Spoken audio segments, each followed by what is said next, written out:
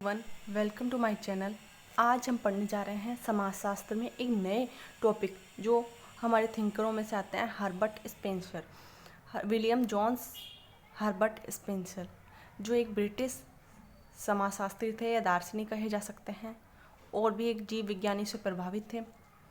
Herbert Spencer का जन्म देखें तो 27 अप्रैल 1820 को इंग्लैंड के डर्बी नामक शहर में हुआ था, और 83 ईयर्स की ओल्ड में, यानी 83 ईयर्स में 8 दिसंबर 1903 को इनका इंतकाल इंग्लैंड में हो गया।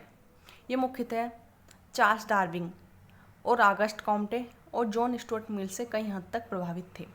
इन्होंने अपनी थ्योरी से समाजशास्त्र में एक बहुत बड़ा अध्ययन को शामिल किया था। जिस प्रकार ये चार्ल्स डार्विन से प्रभावित थे, जिन्होंने प्राणी शास्त्रीय इवोल्यूशन, बायोलॉजिकल इवोल्यूशन की बात की थी, वहीं इन्होंने सामाजिक उद्विकास की बात की थी कि समाज किस प्रकार उद्विकास क्रम में आगे बढ़ता है। इनकी थ्योरी में हमें देखने को मिलता है। उसके बाद भी कई हद तक इन्होंने survival of fittest, organic analogy, evolution of society, law of evolution, victorious laissez faire आदि कई प्रकार की अपनी थ्योरियों से समाजशास्त्र को समृद्ध किया। आगे हम इनकी जीवन के बारे में कुछ देखने का प्रयास करते हैं। आइए, जैसे कि हमने समाजशास्त्र में हर्बर्ट स्पेंसर की डेट ऑफ बर्थ को एनालाइज किया, उसी प्रकार देखें तो विक्टोरिया काल में एक अंग्रेजी दार्शनिक थे और जीव वैज्ञानिकों से प्रभावित थे। समाजशास्त्री, उदारवादी राजनीतिक सिद्धांतकार भी माने जाते हैं। उनका जन्म एक मध्यवर्गीय परिवार में हुआ। इनके मध्यवर्गीय परिवार में साथ साथ इनको अपने दादा, अपने पिता और अपने चाचा का भरपूर सहयोग मिला। इनके पिता परंपरा विरोधी थे और व्यक्तिवादी दृष्टिकोण के समर्थक थे। स्पेंसर अपने माता पिता में से 9 संतानों में से एक थे, और देखा जाए तो वयस्क आयु तक प्राप्त करने वाले ये ओनली एक ही बच्चे थे अपनी भाई बहनों में से, और उन 8 भाई बहनों का देहांत हो गया। इस प्रकार ये कई हद तक चार्ल्स डार्विन से प्रभावित हुए। विलियम जॉर्ज स्पेंसर के पिता एक धार्मिक भिन्न मतावली के थे, जो एक धर्म पर टिके नहीं थे। कभी वो इनका झुकाव कभी मेथोडिज्म पर होता था, कभी क्वेरिज्म पर बदलता रहता था। और वे जोहान हेनरिक पेस्टालोजी के विकास परक विधियों शिक्षा से विद्यालय चलाया, और डार्विन फिलोसफिकल सोसाइटी के सचिव भी रहे। पिता से डार्विन ने प्रयोगास्त्र विज्ञान की शिक्षा ली। पिता से ही उन्होंने डार्विन की प्रयोग करते थे डार्विन, उनकी शिक्षा पिता से ली। इनके दादा की बात करें तो चार्ल्स के दादाजी 1790 में दशक में एराम्स डार्विन की एक वैज्ञानिक संस्था थी। उनकी भी डार्विन से रिलेटिव एक संस्था थी। इस हद तक वो कई हद तक डार्विन से इस प्रकार प्रभावित हुए अपने पिता और दादा की वजह से। और चाचा रेफरेंड थॉमस स्पेंसर बाथ के निकट हिंटर चार्टर हाउस के पादरी थे। स्पेंसर को कुछ गणित और भौतिक शास्त्र और थोड़ी लैटिन सरल अनुवाद में सक्षम बनाया। इन्होंने अपने चाचा से थोड़ी मैथ सीखी और कई हद तक भौतिक शास्त्र सीखी। इस प्रकार ये इन्होंने कई बार इंजीनियरिंग में काम किया, और कई बार इन्होंने पत्रकार के रूप में भी कार्य मिला। डार्विन सोसाइटी के सदस्यों ने डार्विन और जीन बाप्टिस्ट और लेमार्क की अवधारणाओं से परिचित करवाया। स्पेंसर स्वयं शिक्षकों को ज्ञान के सूक्ष्म सिद्धांत अध्ययनों, मित्र सहयोगी से वार्तालाप हासिल हुआ। औपचारिक शिक्षा कभी नहीं हुई। इन्होंने अपनी शिक्षा पिता और चाचा ने करवाई, और घर रहकर इन्होंने शिक्षा प्राप्त की। कुछ समय के लिए एक छोटे से निजी स्कूल में जरूर गए थे। यूवेक स्पेंसर को पहले रोड इंजीनियर क्षेत्र में इंजीनियर के रूप में कार्य मिला। बाद में ये काम छोड़कर पत्रकार के रूप में काम करने गए। इकोनॉमिस्ट संपादक बना और बाद में इसे छोड़ दिया। ये उपन्यासकार जॉर्ज इलियट के घनिष्ठ मित्र थे, लेकिन इनकी मित्रता कभी भी विवाह में परिणत नहीं हुई। ये तो उनका था फैमिली परिचय जानना थोड़ा इंपॉर्टेंट हो जाता है, किस प्रकार इनकी जीवन थी। आगे हम इनकी थ्योरियों पर देखें तो इन्होंने किस प्रकार सिद्धांत दिए। इनके सिद्धांतों की बात करें तो इन्होंने उद्विकास का नियम दिया, लॉ ऑफ इवोल्यूशन, की समाज किस प्रकार एक उद्विकास के क्रम में बदलता है। उद्विकास का क्या सिद्धांत है प्रकार दिया। उन्होंने समाज के एक सावयव के रूप में देखा। जैसे कि बायोलॉजिकल में शरीर को एक शरीर माना जाता है, की अंगों से जुड़ा होता है। इसी प्रकार देखा कि समाज भी कई प्रकार के संस्थाओं से मिलकर एक समाज का निर्माण होता है। इस प्रकार समाज एक अवयव के रूप में देखा। सामाजिक नियंत्रण के साधन, सैनिक समाज, औद्योगिक समाज, इनकी कई प्रकार की थ्योरी।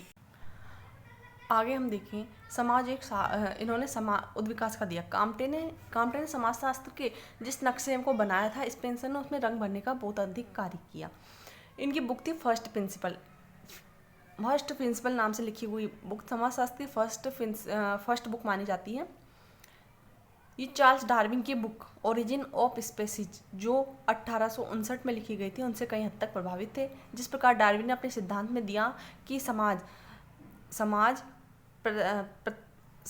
एक उत्तरजीविता, संघर्षरत उत्तरजीविता। इन्होंने डार्विन ने सिद्धांत दिया कि समाज एक संघर्षरत उत्तरजीविता के सिद्धांत के आधारित है कि जो व्यक्ति वही जीव अनुकूलन, समाज में अनुकूलन, वही जीव समाज या प्रकृति में अनुकूलन कर पाता है, वही जीव आगे बढ़ पाता है। और जो संघर्ष नहीं करता और अनुकूलन नहीं करता समाज के अनुसार, वो जीव नष्ट हो जाता है। इसी प्रकार इन्होंने समाज के ऊपर अपनी उद्विकास की थ्योरी दी। इनके कुछ सिद्धांत थे। जिस प्रकार संसार के बारे में लिखा कि पदार्थ और शक्ति के आधार पर इन्होंने सिद्धांत दिए कि पूरे संसार में दो ही चीज़ है, एक पदार्थ है, दूसरा शक्ति। मान्यता है कि शक्ति शाश्वत है और गतिमान है। शक्ति तो हर चीज़ में होती है, शक्ति शाश्वत है और गतिमान है। और इन्होंने दूसरा सिद्धांत दिया कि पदार्थ का विनाश नहीं होता। पदार्थ एक रूप से दूसरे रूप में बदल देता है, लेकिन विनाश नहीं होता। जैसे कि हमारे शरीर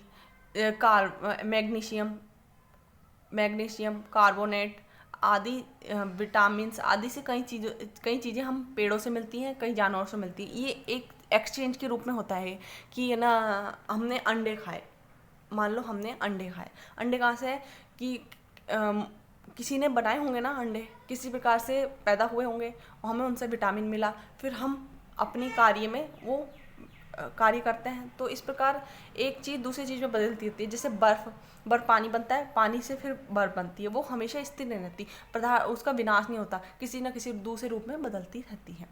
पदार्थ का विनाश नहीं होता, प्रत्येक चीज़ में एक गति होती है।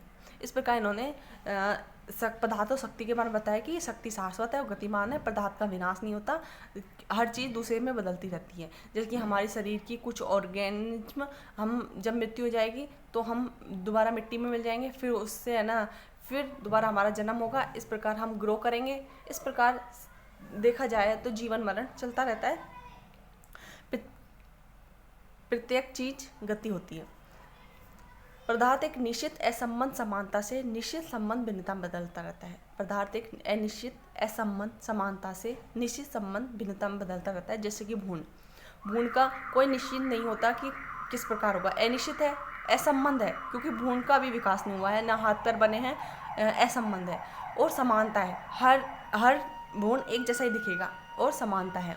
लेकिन जब वो ग्रो करता है तो एक निश्चित होता है कि बॉय है गर्ल है, निश्चित होता है, संबंध होता है, आपस में शरीर के अंग आपस में जुड़े होते हैं और भिन्न होते हैं। हर इंसान के चेहरा अलग अलग होता है। इस प्रकार देखें तो पदार्थ एक अनिश्चित असंबंध समानता से निश्चित संबंध भिन्नता में बदलता रहता है। और एक रेखीय माना है कि सजातीय से विजातीय में परिवर्तन होता है। जैसे कि सोसाइटी को देखें, पुरानी सोसाइटी सरल समाज थे, एक जैसे सब एक जैसे व्यवहार करते थे। लेकिन आजकल कंपाउंड सोसाइटी हो गई है, सबके विजातीयता ज़्यादा देखने को मिलती है। हर काम के लिए विशेषीकरण देखा गया है कि हर काम के लिए कोई एक्सपर्ट चाहिए होता है। पहले एक व्यक्ति सारे काम कर लेता था, लेकिन आजकल हर कार्य करने के लिए कोई एक्सपर्ट की जरूरत पड़ती है। इस प्रकार समाज सजातीय से विजातीय में बदल रहा है।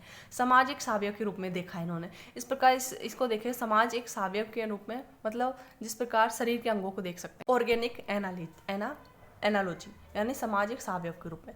जिस प्रकार समाज के सिस्टम होते हैं, इंडिविजुअल होता है, सोशल सिस्टम और social system and physical system. Physical system में हमारे हर शरीर के देखें तो हार्ट अलग काम करता है, फेफड़े हमें सांस लेने और ले जाने का कार्य करते हैं, हार्ट एक हमारे शरीर को पंप करता है, और लिवर हमारे शरीर में भोजन को पचाता है, और किडनी हमारे ब्लड को प्योरीफाई करती हैं, खाना पचाने और स्मॉल इंस्टेटाइन और लार्ज इंस्टेटाइन हमारे खाने में विटामिन मिनरल्स को अब्जॉर्ब करती है। इस प्रकार हमारे शरीर के बॉडी के पार्ट देखें तो हमारे सबके अलग अलग पार्ट्स हैं और सबके कार्य अलग अलग है। इसी प्रकार समाज को हर एक समाज पूरा कार्य नहीं कर सकता, हर समाज कार्य बटे हुए हैं। जैसे कि पॉलिटिशियन होते हैं, वो ना समाज में व्यवस्था बनाए रखते हैं, समाज में जो लक्ष्य होते हैं उनको निर्धारित करते हैं, हमारी आर्थिक रूप से या हमारी धार्मिक उन सारी चीज़ों को, हमारी सिक्योरिटी आदि हमारी पॉलिटिशियन करती है। साइंस हमारे इनोवेशन करती हैं, हमारे समाज के लिए एक नई मशीनों का निर्माण करते हैं जिससे हमारे कार्य सरल बने। इस प्रकार साइंस के हमारी बायोलॉजिकल सिस्टम कोई खराबी आ जाती है, कोई व्यक्ति बीमारी, हमारी शारीरिक बीमारी साइंस के थ्रू हमको देखने को मिलती है। एजुकेशन हमारे अवयस्क व्यक्तियों को शिक्षित करने का कार्य करती है एजुकेशन सिस्टम। इसी प्रकार फैमिली हमारे तनाव को नियंत्रित करती है, हमें मनोरंजन प्रदान करती है। अलग ही सब कार्य हम फैमिली के लिए करते हैं।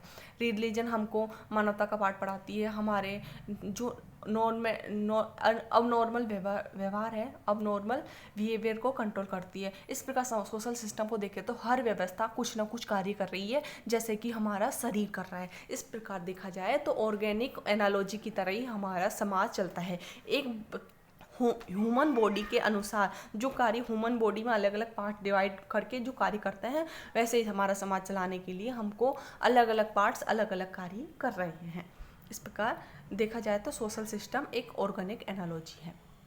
आगे हम देखें तो उन्होंने सामाजिक नियंत्रण की बात की थी। सामाजिक नियंत्रण समाज में नियंत्रण बनाए रखने के लिए कई संस्थाएं होती है, जैसे सरकार समाज में नियंत्रण बनाने के लिए अहम है, क्योंकि सरकार अपने कानूनों के द्वारा नियंत्रण बनाए रखती है। जैसे धर्म एक व्यक्ति की आलोचना के द्वारा या उनके ऊपर अपनी विचारों के द्वारा उन पर नियंत्रण बनाए रखता है। हमारी सामाजिक प्रथाएं, जैसे कि जाति में प्रथा है कि आप अपनी जाति से बाहर विवाह नहीं कर सकते, नहीं तो आपको जाति को छोड़ना पड़ेगा, आपके अपने लोगों को छोड़ना पड़ेगा। इस प्रकार सामाजिक प्रथाएं समाज में अनैतिक व्यवहार को बढ़ावा देने के कई हद तक कंट्रोल करती है। सामाजिक नियंत्रण देखा जाता है, नैतिकता के द्वारा हम सामाजिक नियंत्रण को देख सकते हैं। समाज के प्रकारों की बात की, इन्होंने सैनिक समाज और औद्योगिक समाज की बात की है। अब समाज के प्रकारों की आगे हम देखते हैं किस प्रकार के समाजों में इन्होंने डिवाइडेशन किया है। इन्होंने इवोल्यूशन ऑफ सोसाइटी की बात की है, इन्होंने फर्स्ट क्लासिफिकेशन सिस्टम की बात की है और सेकंड क्लासिफिकेशन सिस्टम की बात की है। जैसे कि सिंपल सोसाइटी, सरल समाज में फैमिली होती थी। जैसे कि प्रारंभ में हम देखते थे सरल समाज होता था, लोग अपने परिवार से जुड़े रहते थे। इस प्रकार फैमिली की बात की है। फिर यौगिक समाज आया, कंपाउंड सोसाइटीज आई, जिसमें क्लेन बने, गोत्र कुंबा बना पूरा, ये 2-3 परिवारों को मिलाकर एक पूरा गोत्र बन गया। इस प्रकार गोत्र क्लेन बना, कंपाउंड यौगिक समाज बना। बहुत सारे एक परिवार के सदस्य सब मिलकर एक कंपाउंड सोसाइटी बनाते हैं। और फिर डबल कंपाउंड सोसाइटी, ट्राइबल जनजाति, जैसे कि बहुत सारे परिवार मिलकर एक जाति बनाते हैं, एक ट्राइबल जनजाति समाज में देखने को मिलती है। द्वितीय यौगिक समाज बोल सकते हैं, उसको बोलते हैं ट्राइबल सोसाइटी। ट्राइबल सोसाइटी में हमें बहुत सारे परिवार देखने को मिलते हैं जिनके रहन सहन, काम करने के तरीके एक जैसे होते हैं। आजकल देखें तो तिहरे यौगिक समाज देखने को मिलता है, ट्रिबल कंपाउंड सोसाइटी, जिसमें आया नेशनल, स्टेट आदि, जो समाज में बहुत सारी विजातियाँ देखने को मिल सकती है हमें उसमें तिहरे कंपाउंड यौगिक समाज में, जो हमें नेशन स्टेट में देखने को मिलती है। अलग अलग जाति के लोग, अलग अलग प्रकार के लोग, अलग अलग धर्म के लोग रहने को मिलते हैं। इसी प्रकार ना सेकंड क्लासिफाइड सिस्टम में मिलिटियन सोसाइटी और इंडस्ट्रियल सोसाइटी की बात की। ये मिलिटेंट सोसाइटी यानी सैनिक समाज, जिसमें कंपलसरी कॉरपोरेशन होता है कि अनिवार्य सहयोग मिलता है। अनिवार्य सहयोग, आपको किसी को सहयोग करना है तो करना ही है, अनिवार्यता है।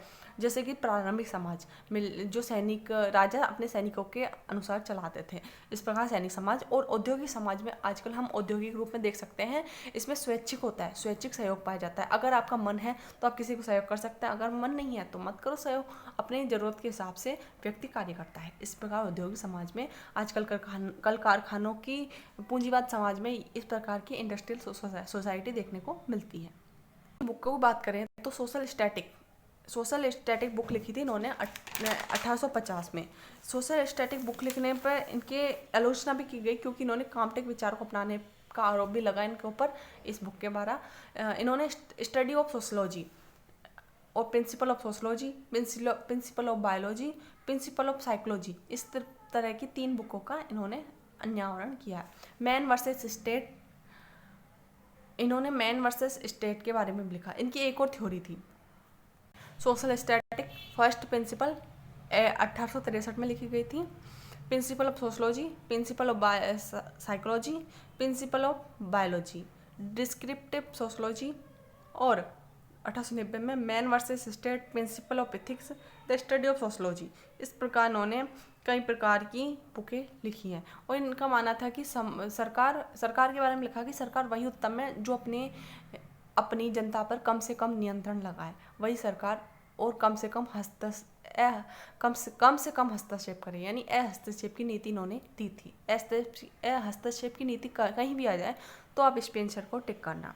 इस प्रकार इन्होंने अपने कई प्रकार के सिद्धांत दिए। इन्होंने बताया कि सामाजिक विकास के द्वारा समाज किस प्रकार से एक सरल समाज, एक विजातीय समाज में परिवर्तन हो रहा है, जिसमें शक्ति शाश्वत और गतिमान है। पदार्थ का विनाश नहीं होता, पदार्थ एक अवस्था से दूसरी अवस्था में बदलता रहता है, और प्रत्येक चीज़ में गति होती है, प्रत्येक चीज़ गति होती है। जैसे कि हम पेड़ों को ले लें, पेड़ जमीन में उगते हैं, कार्बन का अवशोषण करते हैं, लेकिन अगर हम पेड़ों की सूखी हुई टहनियों को जलाएंगे तो उसमें से कार्बन फिर से निकलकर वातावरण में फैल जाएगा। इस प्रकार और वही कार्बन पेड़ अवशोषित करते हैं। इस प्रकार देखिए तो एक अवस्था से दूसरी अवस्था में कहीं ना कहीं गैसेज रिलीज होती है और एब्जॉर्ब हो रही है। इस प्रकार देखें तो हमें ये चीज़ देखने को मिलती है। Okay, thank you very much.